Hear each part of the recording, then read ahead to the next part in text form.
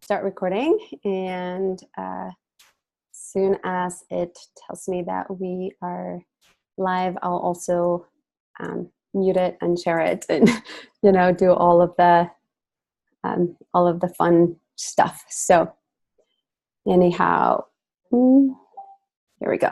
So I am really, really, really excited that you have agreed to be here with me today.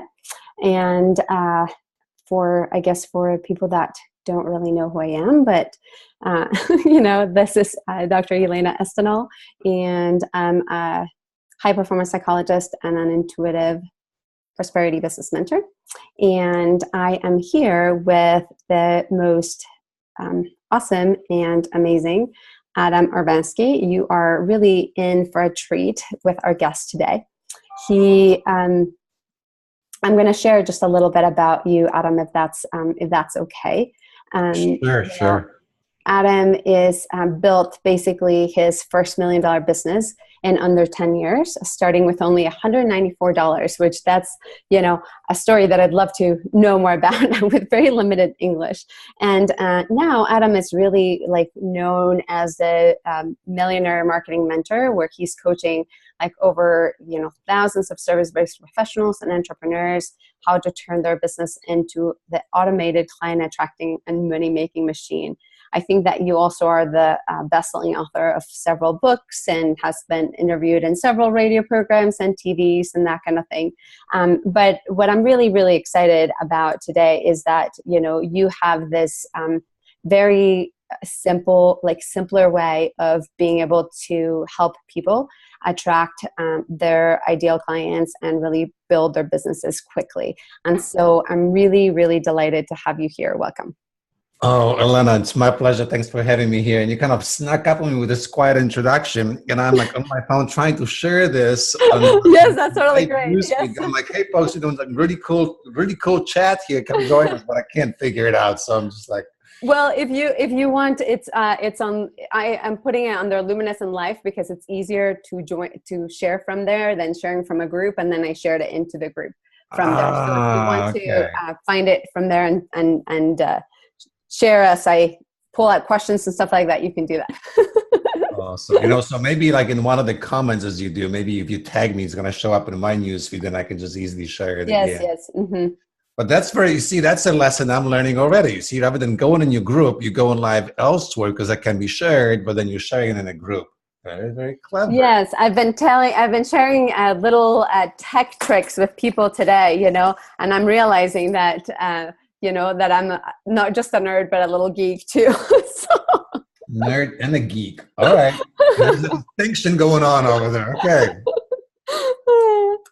Yes, I will. So now one of the things that, we had some pretty amazing questions that our group members posted, and so I was really trying to think about what's going to be the best way to, address all these questions. And I, have also a sense of I usually like to get a sense of people. There's a conversation that you and I had offline, and I said, it matters more who you are than what you do. And so I'm kind of starting from that premise, and that I like to let people know who you are, and so so I am curious about you sharing a little bit of your story, right? Of coming to the US and having $197 or $95 and, starting your business. And then one of the questions that somebody asked, which I thought was pretty amazing, was did you ever reach a rock bottom moment before, and what was that lowest point of your life, and how did you have to think about differently to change that situation? And I love that question because it kind of gets into the stuff that I love that I do, it's mindset and that kind of thing. But so So that was a loaded opening. So what do you want me to start? I'm not gentle. I go deep right away. One of my friends said wow, every time I go with you, I'm I can't keep it up here. It just, you go deep. So, I've been really fortunate, first to be able to come to this country and then have some lucky breaks and mentors, And I think my upbringing from my parents just focused on being of value, being of service, and hard work and perseverance and all of those kinds of things that allowed me to create pretty good success, fairly quickly. But I think what's important is like, so, I do this marketing training for a living. I always make fun of that I'm so passionate about transforming people's lives, and I moonlight as a marketing mentor on the side, because I that's love really that. what it is. Yeah, what drives me is transforming people's lives. I just chose marketing training as a vehicle to deliver that, right? So everybody chooses their own vehicle. So, yeah. That's the first lesson right there, just for everybody that is listening. Lesson number one, that, where your heart is could be anywhere, and you just need to pick a door, right? Yeah. You pick a vehicle, and then that's just the door. And then that leads to all kinds of things. Which there is a book. I know there was a question people ask about books, and since we just right into this topic, I've got to find. I always forget who wrote it. Cal Newport. So good they can't ignore you. So good they can't ignore you. Now, especially in the luminaries, coaches, conscious type environment, conscious entrepreneurs environments, I think this book it should be a required reading, because so many of us get very passionate about something, and then we want to turn that into a business. Like I'm passionate about transforming people's lives, but you've got to find a vehicle to express that passion, because if you don't find the right vehicle, the kind of vehicle that people already seek, then you're going to have really hard time making an impact and earning income. So I love this book, So Good They Can't Ignore It, because he talks about where does passion come from. And today, I always laugh when I hear entrepreneurs, even very successful ones like Bill Gates and Warren Buffett and Richard Branson or Steve Jobs. They talk about you've got to find something passionate and make your business about this. But when you look at genesis of all those people and how they became who they are today, they didn't start with something they were passionate about. Steve Jobs, if you really look back, he wasn't so passionate about computers and programming. He couldn't give a fuzzy red tail about this, right? But he saw an opportunity, and then as he dove into that opportunity, as he was gaining more control over that field, he was being more creative over that domain. All of this obviously became more and more passionate. So passion is the outcome of control and creativity over a domain that we choose to practice and become dominant in. Passion is the outcome of creativity and control. Yep. See, the better you get at something, the more control you get over this field, and the more control you have, the more creative you can be. Again, I get it right out of the So Good You Can't Ignore You from Cal Newport. So, but that was kind of my start. So I was able to build a restaurant business, sold it pretty successfully. So that's where you started, in restaurant, like having a restaurant. Yeah, well, that's fascinating. Kind of, sort of. So you see, coming here from Poland. Number one, I had $194 in my pocket. Number two, I was a high school graduate. I never went to college. Number three, I did not speak English. So I could say, excuse me, sir, how do you do? And do you have the time? Like, excuse me, do you have the time? Proper British accent. The problem was, with anybody bothered to stop and answer, I had no idea what they were saying back to me. So that happened to me when I traveled to Europe the first time. I was like, oh, I'm gonna ask where's the bathroom? I'm gonna ask all these things, and then I never bothered to, and then they're like, and then I was like, oh, great, I don't know what they just said. Exactly. And so I had no profession really. So this was, again, one of the big lessons to proclaim yourself to be something and go with it. So my parents had a bakery when I was growing up. I grew up in a bakery, and I was by no means a baker. However, it was one of the few small businesses that was allowed to be run privately in communist Poland. And, sometimes, just like with any small business, there were problems with employees. So somebody would not show up, or there were holidays and my parents didn't have enough hands on deck. So it was all hands on deck, right? Yeah. My job was to show up and work together along everybody else and just do whatever I could. So I've seen things done in a bakery.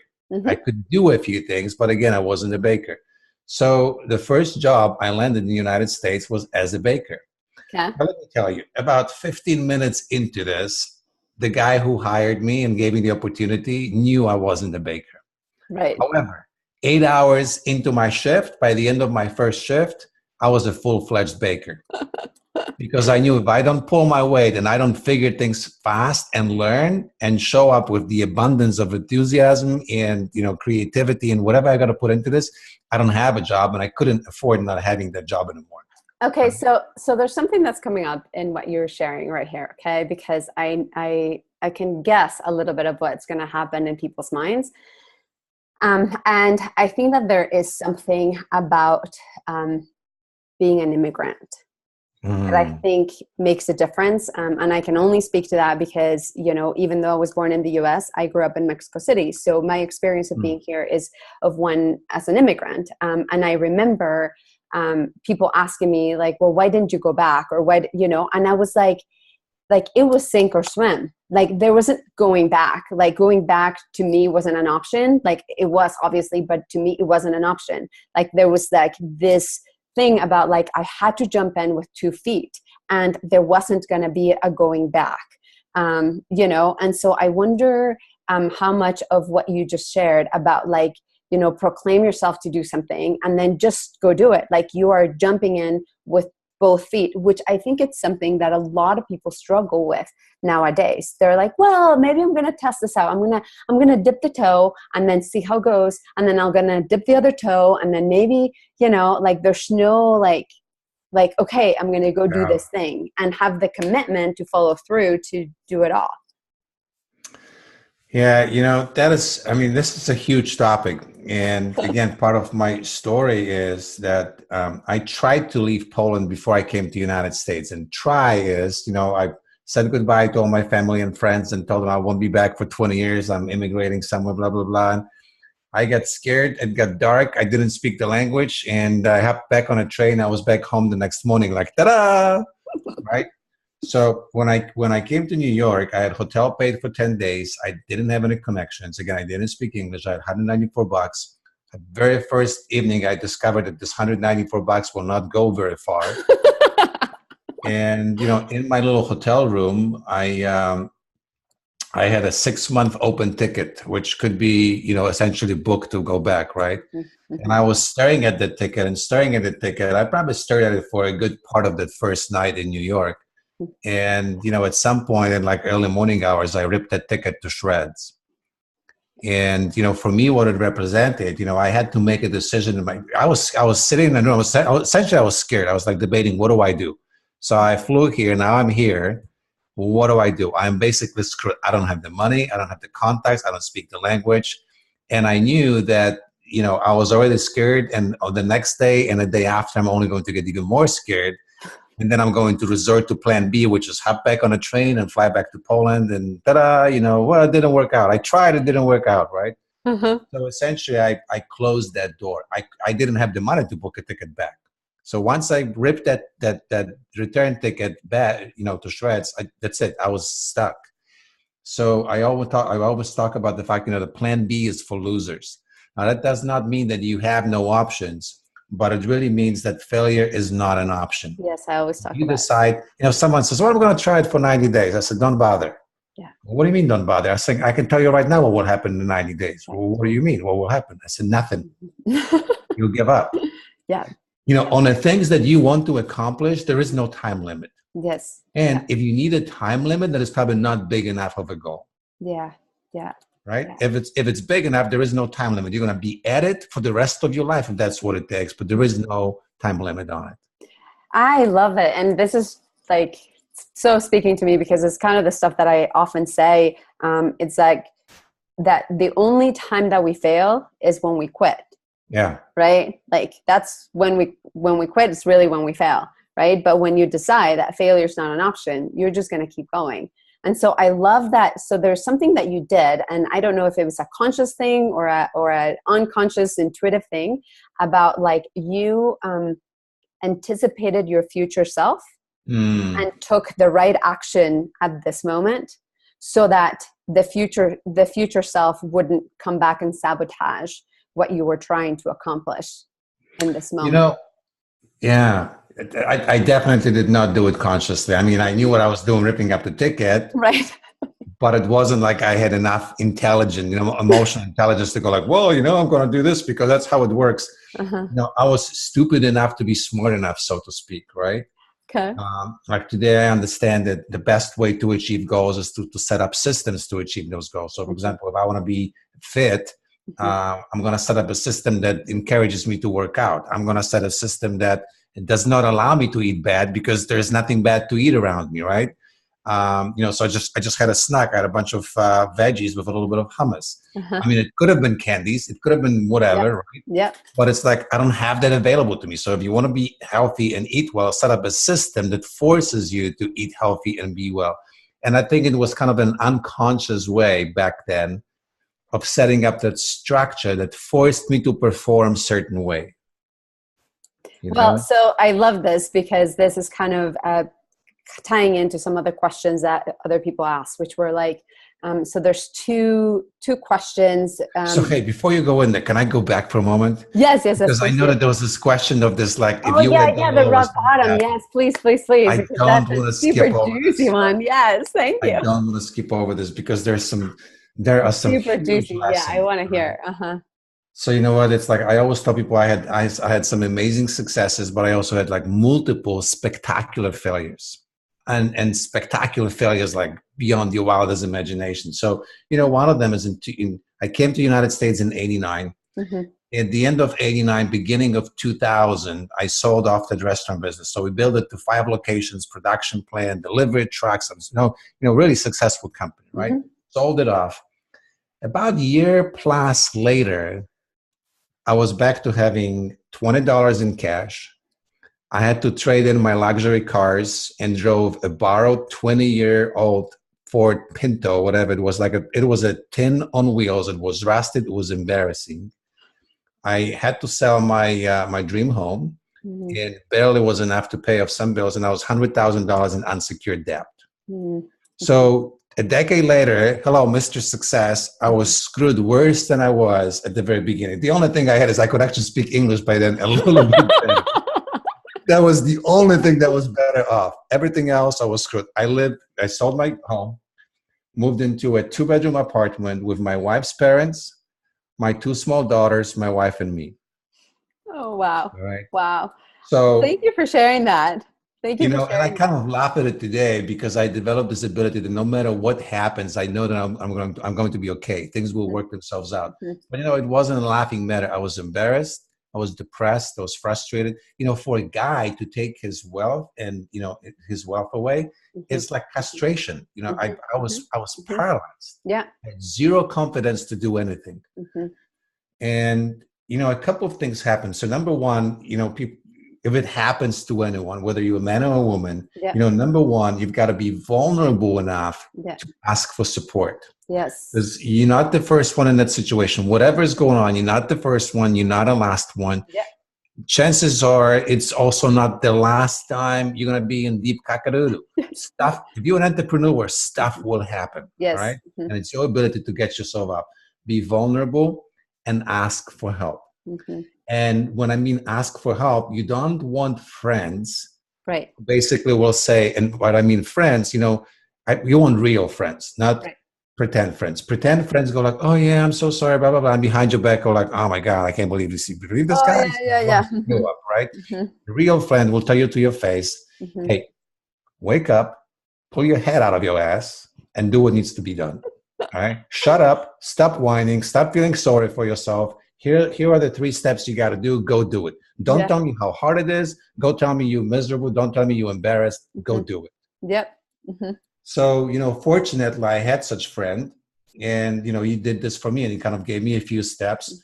But, one of actually the steps involved me coaching other entrepreneurs, coaching other business owners. And he told me, he said, you essentially got to put together a high-ticket program and sell it to, you've got nothing. And this one, you've got no resources. So what you need cash fast. Yeah. Here's how you get cash fast. Yeah. And I looked at him, I said, Richard, you realize I drove here on the last drip of gas in this beat up car. Like, who am I to teach this, right? And he said, no, you're confusing a couple of things. He said, you're confusing your current circumstances with a lifetime of experience you've already acquired and accomplishments you've already achieved. Mm-hmm. And he said, you're not looking for, as a client, for someone like you who is at dire circumstance. Because I couldn't even afford that service myself right now. How can I sell it? So don't confuse this.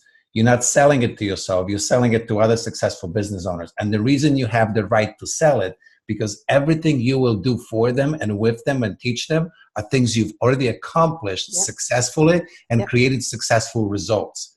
The things that got you into this mess are completely irrelevant. You made some other bad moves and mistakes. That's on you, but that's not what you're teaching. The stuff that you do teach does work, did work, and will work.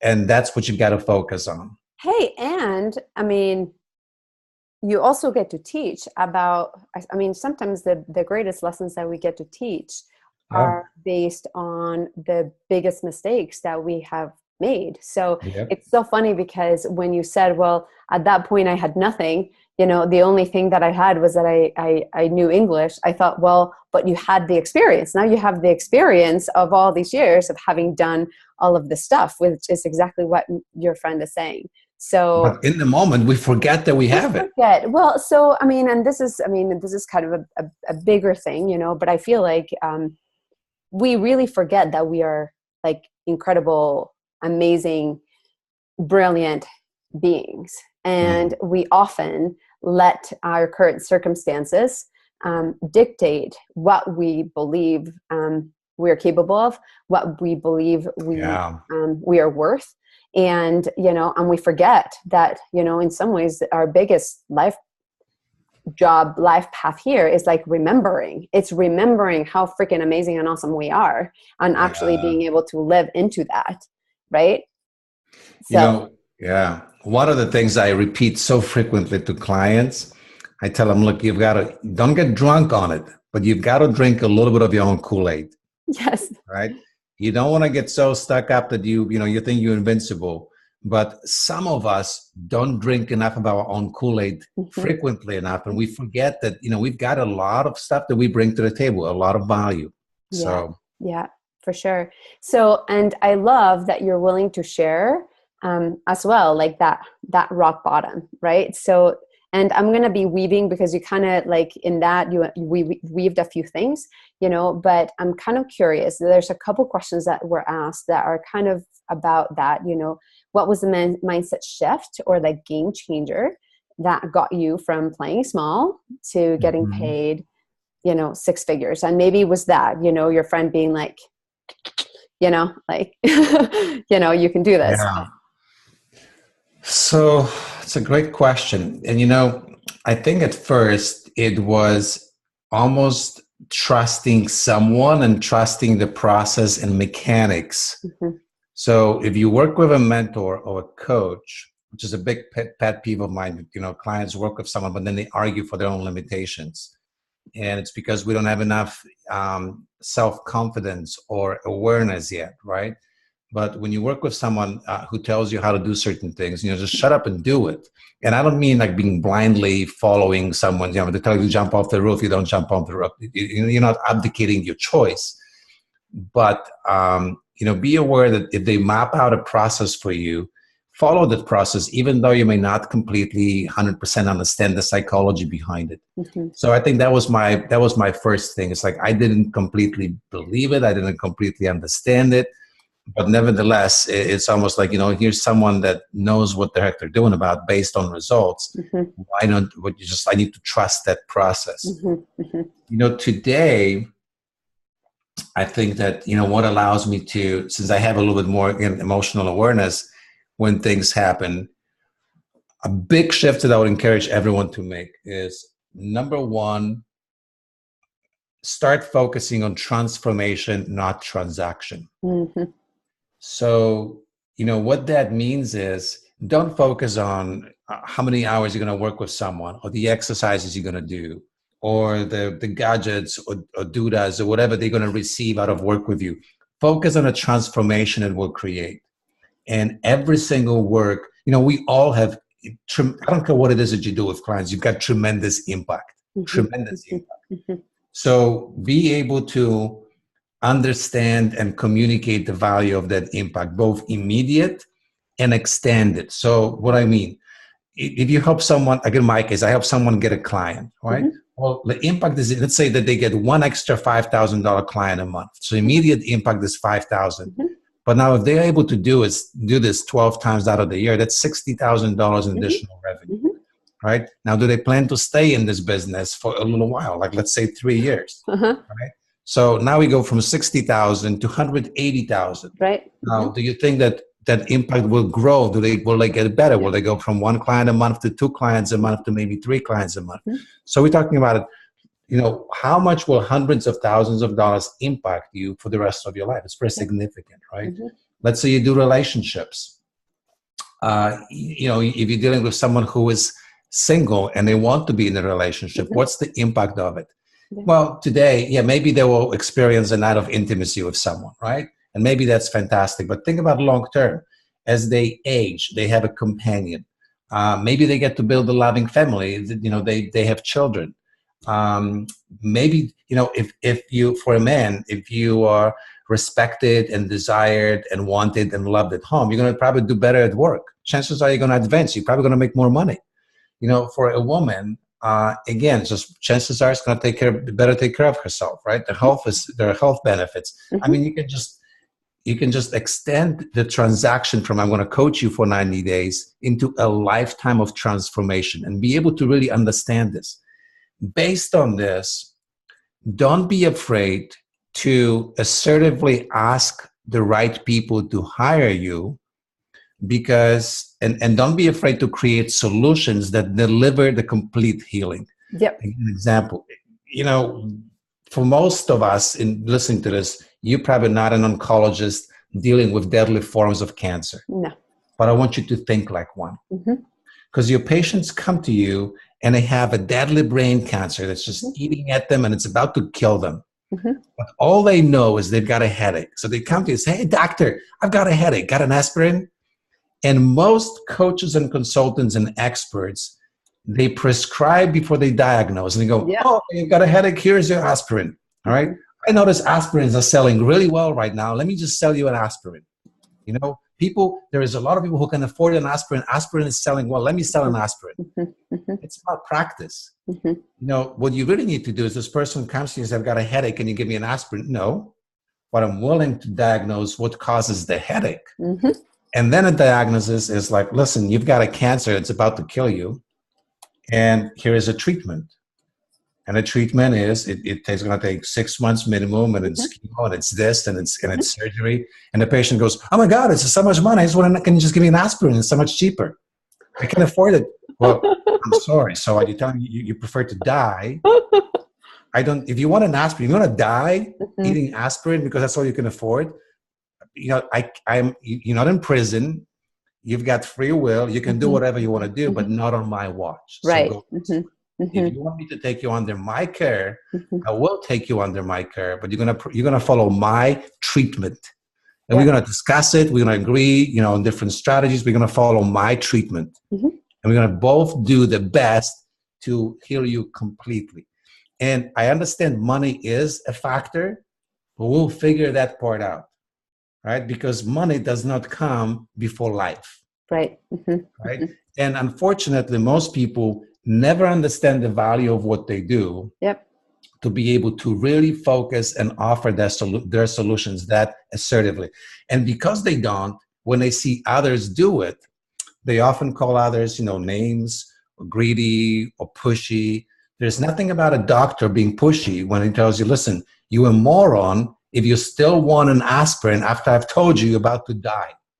I have done that many, many times. I mean, when I was really practicing as a psychologist, I did that many, many times where people were like, well, and I said, well, like, if you can find somebody else that is going to be willing to do that for you, be my guest. That will not be me, because, and I love that you're saying this. I was actually coaching a client of mine today, and we were talking about creating packages. And I said, don't think about the money. Don't think about the stuff. Like, what will create the transformation that this client needs. Like, what's the healing? What's the complete what would solution? it take, right? Like, what would it take for you to take this person from where they're at to where they need to be, you know? And so this person was saying, well, I might need to talk to this person like every day for 15 minutes. In addition to blah, blah, blah, you know? And I said, okay, well, if you think that that's what it would take, in addition to doing all these other things, then you can include that. And then once you have everything that you have, then you can start thinking about then what would be the price at which you would feel comfortable providing that transformation, right? But not the other way around. Like, we do it totally backwards. So I love that you are saying that. So what I'd like to, what I'd like to kind of go into, because it's somebody asked this question and I think I know what the answer is, but I'm going to ask it anyway. You know, they asked like, what's the, there were two questions that I think can go together. Okay. One of it was at what point in business do you recommend making high-end offers, and how do you define a high-end offer? And then what's the secret to accelerating from too fast from nothing? So, but I think that these two questions are similar, so I'm putting them together because I think they're definitely connected. Yeah. Definitely connected. So I believe that people should start with high-end offers. Me too. Yeah. You know, we're on the same page. And again, I wish that I were always so smart, right? Mm-hmm. But sometimes people get too busy selling things for too cheap. Yeah. Mm-hmm. To actually grow their business. Yeah. Versus the ability to slow down, work with fewer people at a greater level of impact, allows you to not only get better at what you do, really identify what's working, what's not working, but actually get paid for it in a substantial way, giving you the revenue to do other growth things. Right. So look, and you enjoy it. Like, then you get to be in enjoyment instead of on like frazzle, right? Because if you're like working for too little, then you're going to have to work a ton, and then you're like frazzled, and then there's no time or money for you to do all of the professional development or taking care of you. So in terms of what is a high-end offer? You know, we can get all academic and trying to dissect it. To me, I think one of the things to look, one of the ways to view it is that essentially you get compensated disproportionately high to the level of, effort or stuff that you put into it. Mm-hmm. And I think that's what you have to realize, that the level with which you get compensated has nothing to do with the time and processes you put in that. It's relevant only to the level of outcomes that you get to produce. So the higher the outcomes, the higher the compensation. Mm-hmm. And in terms of dollar amounts, it's different for every industry, right? So totally. In coaching, it could be hundreds of thousands of dollars. In consulting, it could be millions per engagement.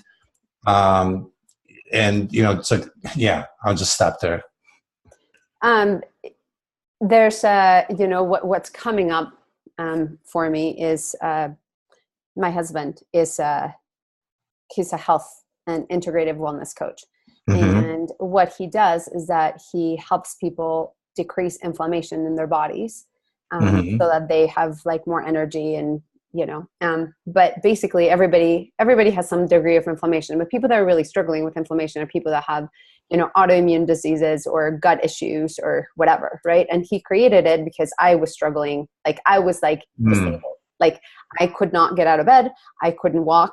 And so when I think about like what he gave me, like he gave me my life back, like that is like such an amazing thing. Right. And so he's in many ways, he's giving people their lives back when they are really not able to really think clearly, they're carrying extra weight, they're, having headaches and feeling fuzzy and blah, blah, blah. Right. And so, but we often, like what you're saying, we tend to think undervalue what we do because it comes easy, and we tend to not recognize our gifts, and we tend to think that they're like not a big deal.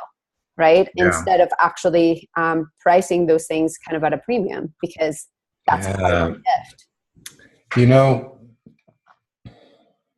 we could dive a little bit deeper into this, I think it would be helpful. Yeah. And I don't think I talk about it a lot, but I think a lot of, especially in the conscious entrepreneur, social entrepreneur type environment, people confuse being an entrepreneur and a business owner with being in social services. They have this notion of saving everyone, right? And as a result, they end up saving no one and actually ruining their own lives. Yeah. So when it talks to high-end services, high-end offers, it's often not about changing what you do. It has everything to do with changing who you do it with. Yes. Let me give you an illustration and then come back full circle to where this social entrepreneurship kind of gets confusing sometimes. Let's just say, again, you talked about your husband doing this health thing, right?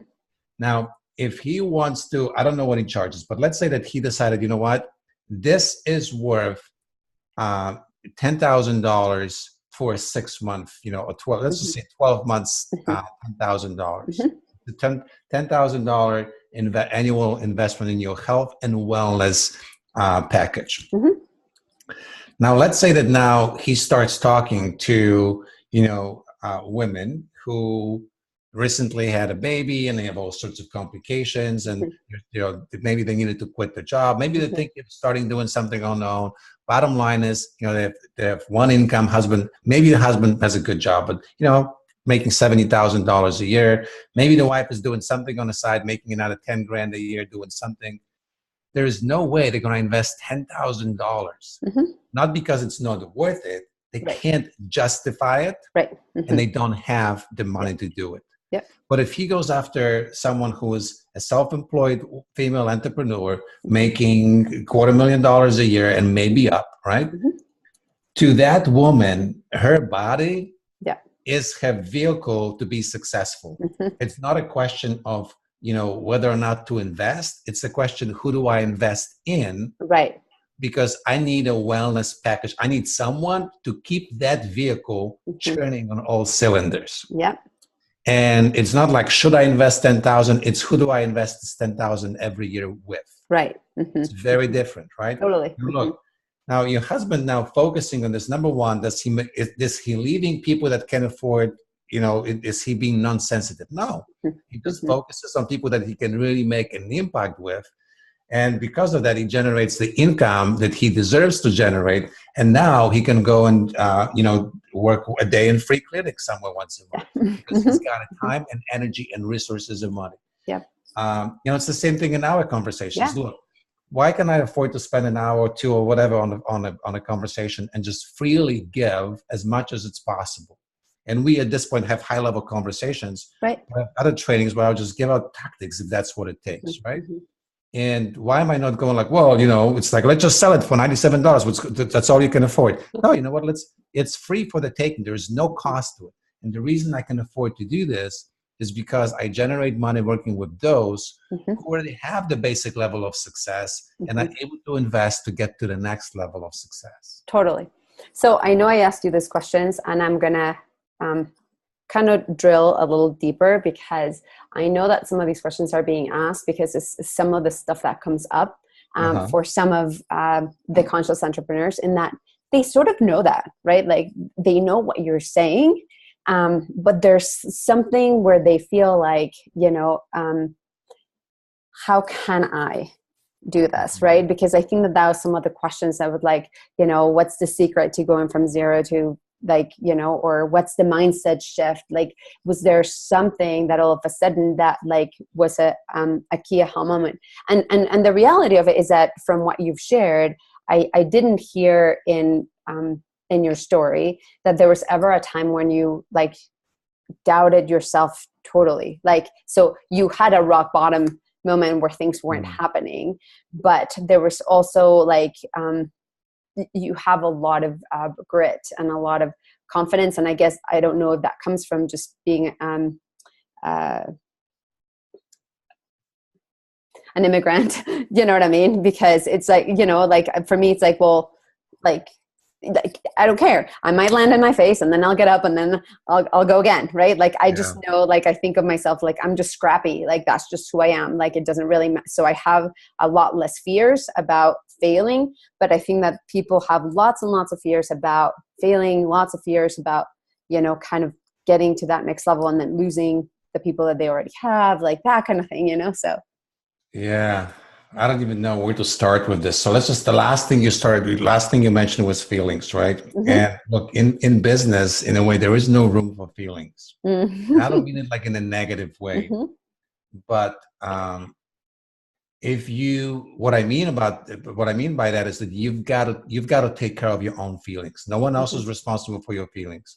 So like any and all programs that I coach that have multiple players, if someone is if their self-esteem, if the sense of self-worth is not secure enough, or if someone gives them feedback, they crumble and cry. It's like, look, no drama queens exit left, right? Essentially you're not healthy, right? And if you're not healthy, you're going to have screwed up relationships. You're going to have screwed up businesses. There's going to be a pattern of you not experiencing success, and you're going to be looking for it elsewhere and blaming other people for being assholes to you. Where in reality, you're very vulnerable. You have a hurt sense of you don't have a healthy ego, a healthy sense of self. So you're continually looking for validation. Right? That's probably more your domain than mine. Totally. Yes. But you know that really needs to be said. So, for example, like in any partnership, I believe that there is no 100% responsibility. There is 200% responsibility. Mm-hmm. Like if this conversation goes nowhere fast, who is responsible? Is it Elena for asking wrong questions and not keeping you on track, or is it me for going off on a tangent? No, it's both Elena 100% responsibility and me 100% responsibility. All right. Totally. Now, if you listening to it, not getting enough value and getting frustrated, it's my 100% responsibility and it's your 100% responsibility, all right, for either not listening the right way or not knowing what are you listening for, or even listening to the wrong program at the wrong time. Maybe that's why you're not finding value, all right? Anyway, everybody takes 100% responsibility. So I think that's one key right there. How do you grow fast? Yep. You don't get to blame anybody, all right? Number two is you change the story. Yes, this is a lot of what I do. If you think that it's going to take you 3 years to make certain dollar amount, it's going to take you 3 years. If you think it's going to take you 3 days, then you're going to be listening for solutions, validations, strategies, tactics to get there in 3 days. I'll give you, so again, most of my sales conversations take about 20 to 30 minutes. And people invest in multiple four figures or below 5 figures in different programs, right? 20 to 30 minutes, one-time calls. And then I have a group of clients that go through, and I was wondering, and they all tell me, oh, it's like I get this call and people want in, but I'm following up. And it's a pattern. And I finally go like, wait a second. Every one of those clients, I actually remember that they had multiple touch points with me before they said yes. And I said, ding, ding, ding, ding, ding. What's your belief about how fast people make decisions? Well, it takes time and that. I'm like, no, my belief is we connect, we discover value, we make decisions. It takes half an hour. It doesn't take multiple connections, conversations, blah, blah, blah. That's my belief. I act in accordance with my belief, with the story. Right? So story is number two. And the third thing, find a model that works. So really quick, look, identify one solution. One solution to one problem for one type of people, one type of person. And then fanatically focus on connecting that solution with that person.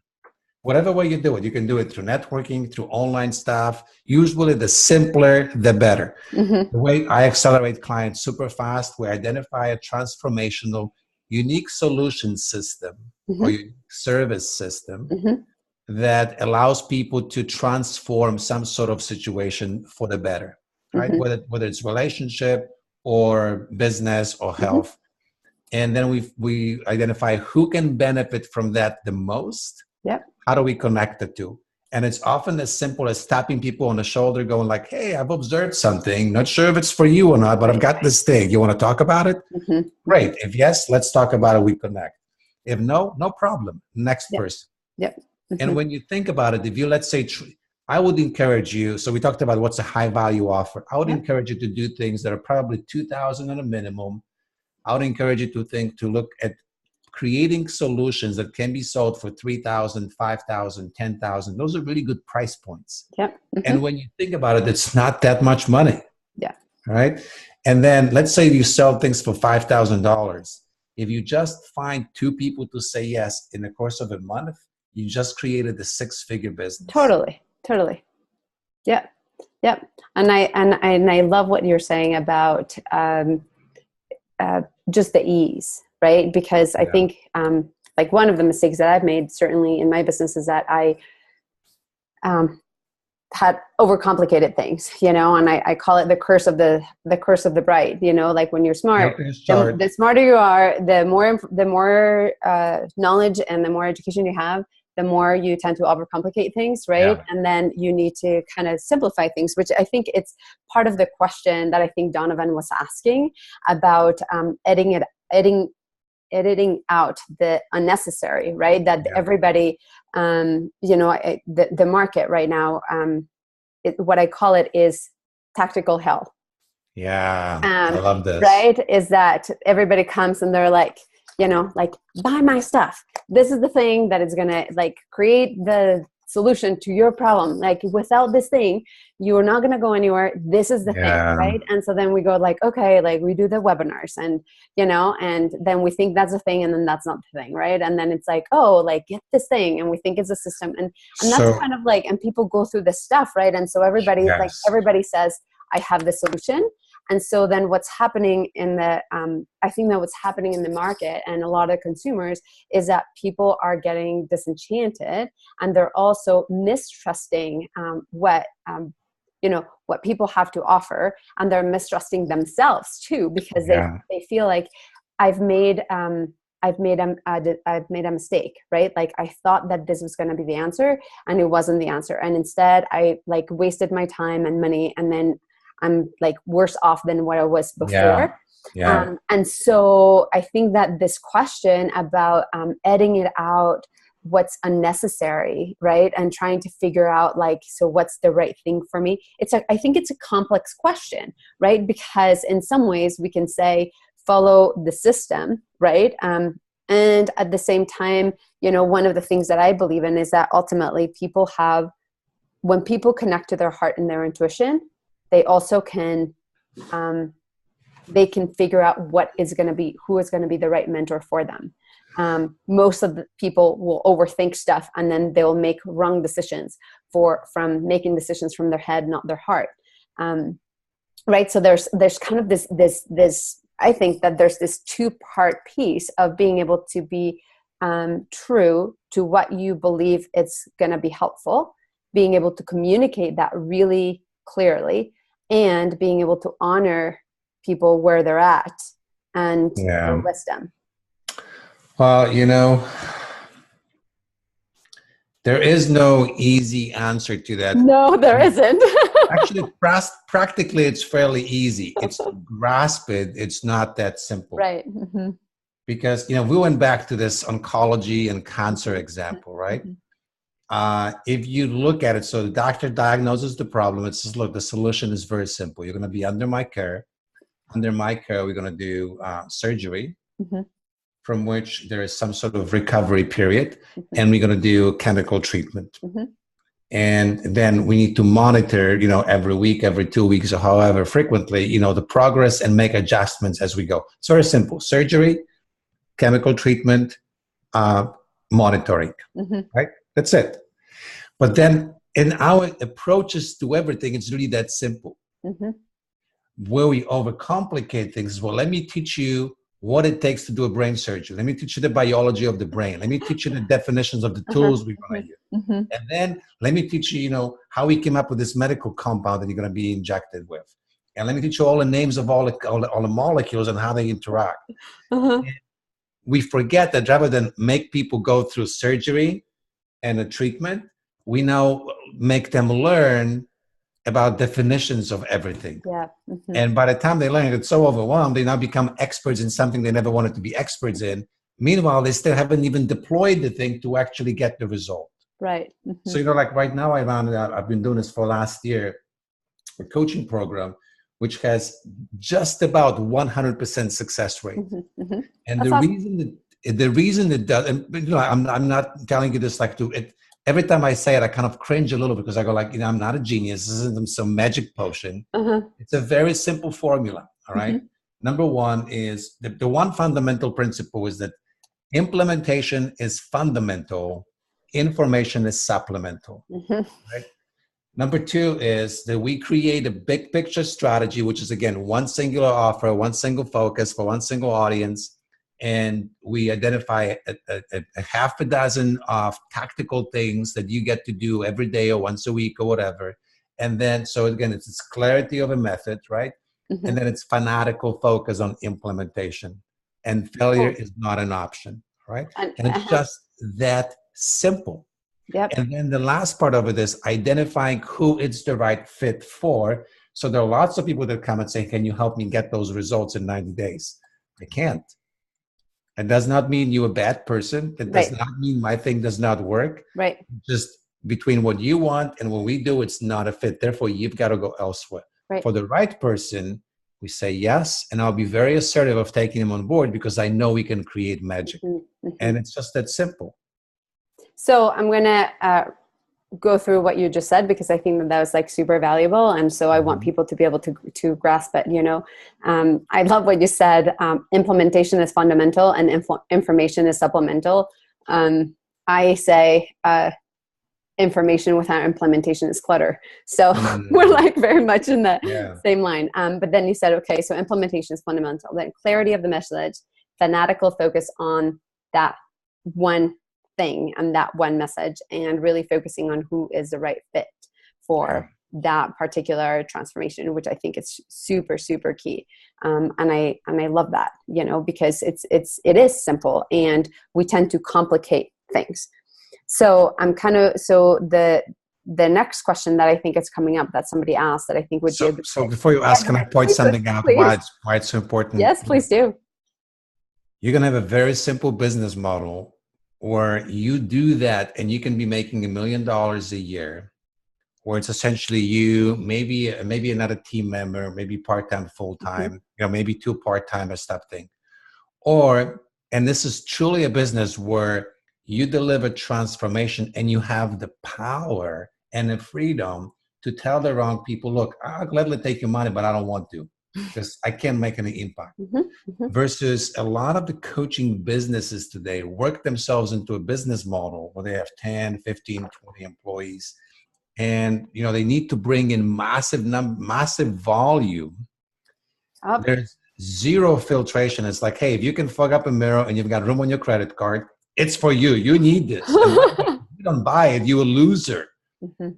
It's like, where in the conscious world do we get into the modality where we make people bad about not buying from us? We make them feel like somehow they're going to be a failure in life. And it happens because people build monsters for businesses, and then that monster demands to be fed. So we make sacrifices. We throw those sacrificial lambs in. It's like, oh, eat, because I got to pay my employees. I got to cover this overhead. And we lose the focus that, look, at the end of that credit card number, there's actual real person. Hopes, problems, and aspirations. And, in our industry, and I used to teach this, that, we have an obligation or responsibility to the client, not for the client. But I think, and it's true, like we can do things for the client, but the to the client responsibility is making sure that we only allow the right clients in, right? So my advice is, look, never build a monster that holds you hostage, and you have to just, if someone shows up with a credit card, you have to take them because you need the cash. Don't build that. And I just need to clarify this because I think people get themselves in the wrong business models and then they believe that's what true success is. No, that's vanity metrics. $3 million launch where you have to pay $1.5 million in affiliate fees, and then you're going to have another 50% refund rate. It's like, look, it's not as pretty as people would like to believe it. So don't get sidetracked by vanity metrics. If anything, build real business based on real solutions and real relationships. Well, and having one of those monsters with like a building and employees, and like it just takes a lot to manage it all, you know, and even if you're not taking everybody, you know, which I think for me, it's part of the conscious business, you know, it's like starting with values. Like for me, it was always like the client's needs and will always come first for me. Like I'll never make a decision based on money. I will be making it based on what's going to be best for that client, you know, which, but I think that what you're saying is it's a lot harder when you get into those really tight positions. When you're like, oh my gosh, I need to make payroll and I need to, you know. There is a way, by the way, just to be clear, there's nothing wrong with having employees and payroll and big businesses, yeah. But you don't want to get yourself into that too quickly and for the wrong reasons. Correct. I think that's kind of the last part needed to be clarified. Anyway. Well, no, totally. I mean, we can totally go off into that because that seems like a really, really big, you know, but so I wanted to go back a little bit because I want to know if this is something that you agree with about the editing, you know, and kind of making some things simpler. It's the simpler that, I mean, the more clear that we are about the transformation that we deliver, the simpler our business can be, right? And again, you know, like I said, people that have multiple skill sets or have lots of education, I think that we tend to overcomplicate things because it's like we could do all kinds of things. And so then it becomes a little harder to then say, well, like, I don't just want to do this one thing, right? Which kind of goes back to the very beginning of the interview where you said, you know, my passion is to create a transformation in people, which is what's my passion, right? Like I love to transform people's lives. And you said, I just picked marketing as the vehicle. I just picked marketing as the door. Which I think is like a really beautiful circle of, you know, what you have been sharing with us. You know, yeah, and for creative people that have variety of skills and talents, it ultimately comes down to you deciding on what not to pursue because you're going to drive yourself crazy.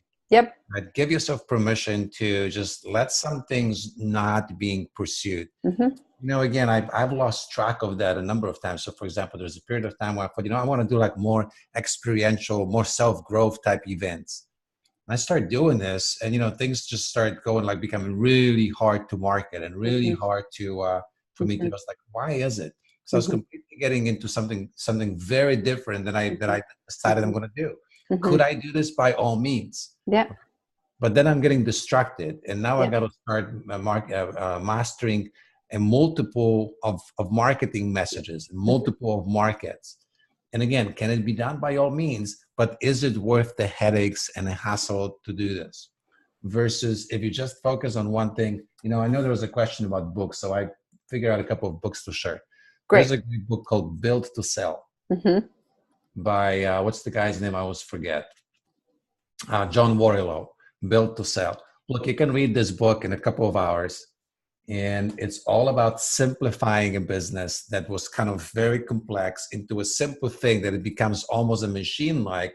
So it not only creates predictable results for the clients, but it gives freedom to the business owners and actually can become sellable if that's what you choose. I think for all of us coaches, it's like, look, don't try to be everything to everybody. And I know there is a certain magic that's like, oh, I get to do this. And then it's like, no. Yeah. Become known for providing one solution to one problem, one trick pony. You know, another question about mindset. Look, making money is incredibly boring. Yes. Making a lot of money is it's incredibly boring on steroids. Because it's identifying one thing and doing it over and over and over. Put yourself to that point first. And then you can find a lot of variety in being creative in terms of how you deliver your solutions and how you market your solutions. But I think too many people get distracted at the very beginning when they try to create too many solutions, and then they don't know how to market it.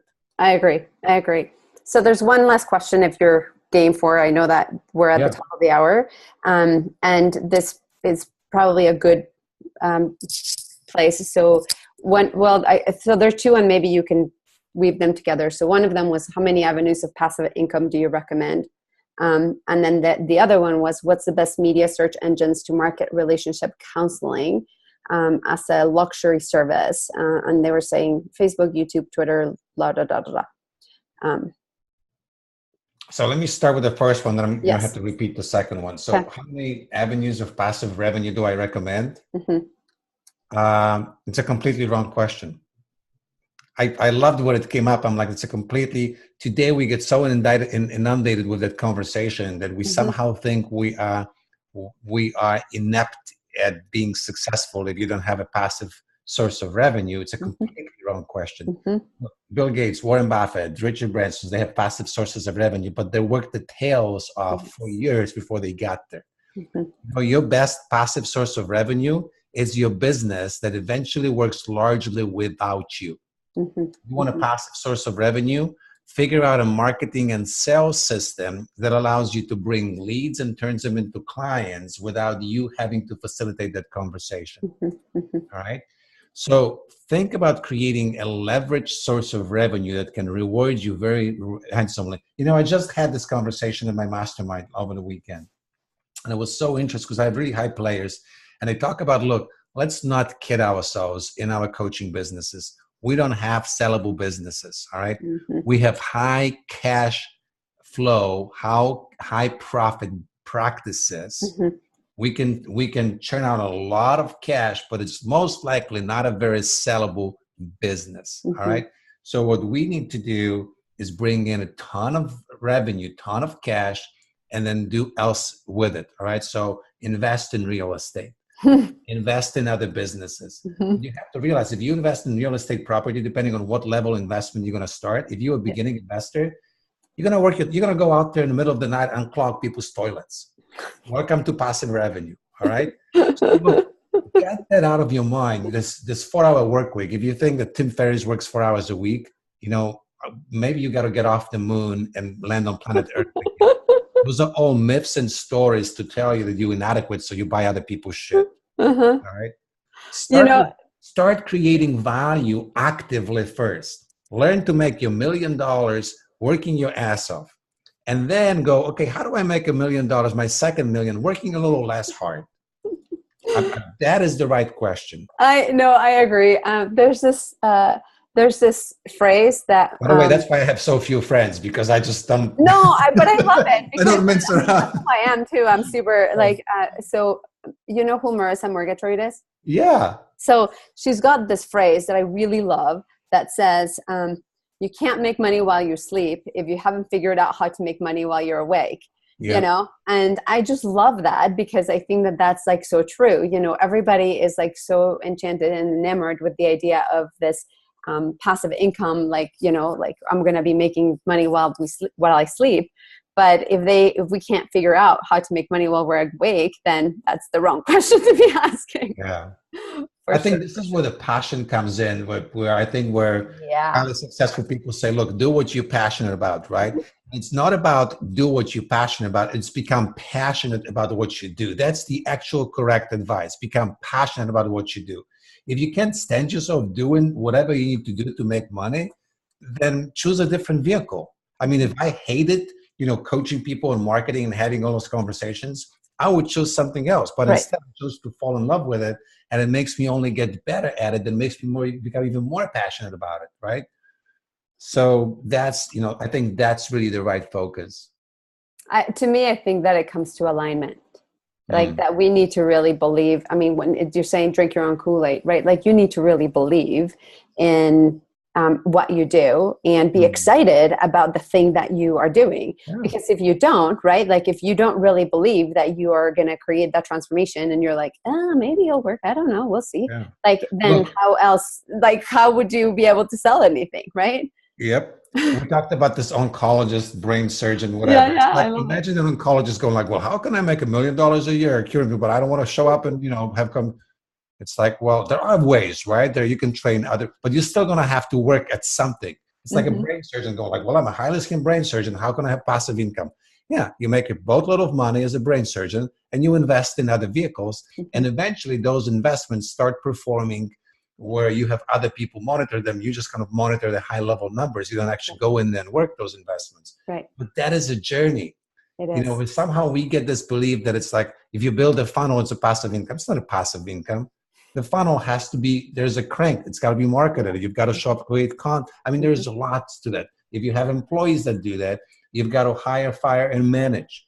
I mean, there's at every stage, there's work involved. Yep. Love it. I agree.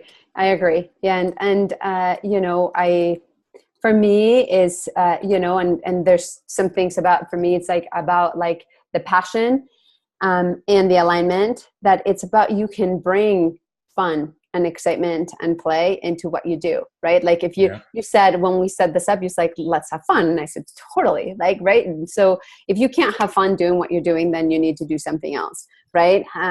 I think, you know, because otherwise, like, I don't want to be talking to somebody that's like, yeah, here's the thing that I'm going to help you do. And like, I'm like, great. Like, you're not the right guy for me. This is the essence of what differentiates successful people and those who want success, but it eludes them. Mm-hmm. The unsuccessful people will spend their lifetime looking for a shortcut to avoid doing something. And successful people will look at what needs to be done and go like, I hate doing this. It has to be done. All right, let me just get over with it. And just like that, it's done, and they move on. They don't dwell on it. Oh my God, I don't like it. It's hard. It's like, it's got to be done. Let me just do it and get over with it. And a non-successful person will spend, again, months, years, some lifetime looking for a shortcut to not do what needs to be done. All right. That is, I could not agree more with that. You know, it's like I call it the toilet cleaning duties. Like every business has it. Yeah. There's stuff that nobody likes to do that we have to do. And if you're going to be successful, you better like say, okay, it needs to get done, roll up your sleeves and get it done. Yep. And I think that's like the biggest, I love it. I think that's like, and again, the most successful people just get, you know, they find joy in it. They figure out to just like, you know what, it's turned into a game. It's got to be done. And they have a choice. They can either grind teeth going, or they just find joy in it. And this is what people go like, you know, do what you're passionate about. I don't know. Become passionate about what you do. That's the real correct. Hey, this is how I discovered my inner geek. It's like, you know, I had to figure out all of these systems, and now I figured out that I actually like them, you know, but I didn't know stuff about technology and business, building websites and doing all kinds of things that I know how to do, but I like figured it out. You know? So I love Speaking of inner geeks, you know, I get so fascinated by technology because look, we live in the future. Yes. In the 60s, people watch Star Trek going like, look, you're going to have a little thing and you're going to be seeing other person communicating long distances, right? Via no wires, no cables. Look, we're living. Doing it. We're doing it. How mind-blowing is that? I love it. I love it. I love it. So, and you know, when I was 6, I told my parents that I was going to invent a phone where you could see people when you talk to them. Wow. And they said, honey, I think that would be very invasive to people's privacy. You know, granted, I was not given the engineering brain, but there was something that I just knew that was possible, you know, so to me, I'm tickled pink that we could use it and do it. So Adam, I really want, like, you have been incredibly generous. It's been super fun. You have answered and shared so much of your wisdom and experience. What is a good way that our listeners can get in touch with you, can really like connect with you, get into being part of, you know, your tribe? Thank you. I appreciate the opportunity to share that. If you feel so compelled, and we are, you know, you're watching this right here on Facebook, join me in my Facebook community, Fastest Path to Cash. Or you can just type in the browser, fastestpathtocash.club. That's going to take you there. I would love to have you over. And just to be clear, you know, I don't like seagulls. Seagulls are like, they fly by, they drop something and they fly away, never to come back, right? I like real community members. Like what you have in here, you have, you know, people that engage and they go like, I want this and I want, I love that about you. It was so like, you're bringing someone to interview and they all go like, yes, I want to know this. I want to know that. That's what I want to build. Yeah. So, you know, if you're looking for another place, for entrepreneurs who want to grow, servicepreneurs who want to grow by delivering elegant services and by practicing elegant marketing, sleaze-free, gimmick-free type stuff, then come on over to Fastest Path to, it should be Fastest Path to Clients, Impact, and Cash, but Fastest Path to Cash is just nice and slick. So I would love to welcome you there. I put it in the chat, just the name, but then if later you find the link and you want to drop it in there, feel free to do that. Just if people are having trouble. So, because I think that'd be really great. I think that it's been just such a delight to have you joining us. I love that you said, I don't like seagulls. I put something in there about like, I really want people to participate. I mean, I created this community because I really wanted to have real conversations with people and not just the, and so it's really fun when people engage. Like it's energizing for us, right? Like it just kind of fuels you and it gives you more energy to keep doing what you do. So I'm super, super appreciative for you being willing to give us your expertise and your time. And it was such a fun time. And you have like tons of comments of like, thank you. It was super informative. You can read them all. Like there's, lots and lots of engagement. My pleasure. Listen, I appreciate you inviting me, bringing me over. It's like I'm so excited that we connected and you invited me. And truly, it's been a pleasure to serve in this capacity to your tribe. And again, I hope that people got a little bit of value out of it. So I'm sure they did, because there's like lots of things that you shared in many different ways. And I think that sometimes even I think that you sharing some of your experiences, it's so powerful because sometimes we need to hear like that people that we see as being successful have not always been successful, right? Like, so that can give us that impetus to be like, all right, so like, that's still possible, and I think that that's what's so beautiful about sharing so vulnerably. So one last thing comes to mind. I think you'll appreciate this. I mean, you're so embracing to your community. I think that's why you've got such wonderful people here in your tribe. Look, it's really easy to look at someone that's far ahead of you and forget that they started somewhere just like you did. All right. My first teleseminar, I had like 6 or 8 people on it. Love it. I started my email list with 1 subscriber, just like everybody else. Right. So we all start somewhere and then we just do what needs to be done repeatedly. So a couple of messages for you. Number one is if you aren't yet where you want to be, you're not deficient or you're not defective in any way. You just haven't quite found the right formula and haven't deployed it systematically, consistently long enough. But you're not, don't let anybody ever tell you that you're broken in any way, shape, or form because. Yes, I love it. Yes. And number 2, start with what you've got. Start where you are at, but just start. Just get going and realize that no one will show up until you show up first consistently. Right. So if you show up once, twice, 3 times, and no one is watching your Facebook lives or whatever you're doing, go, oh my God, it's not working. No, you haven't shown up enough yet. Keep showing up. Right. And there's some tactics and strategy, but give yourself time to get traction. If you keep showing up, eventually others will show up for you. So that's kind of my last little love it. Love it. Beautiful, beautiful pearls of wisdom. Beautiful, beautiful. Thank you so much. I'm so appreciative for you, Adam. Like, total pressure. And for all of you, thank you for joining us. And until next time, defy the ordinary, become extraordinary. And we will see you soon.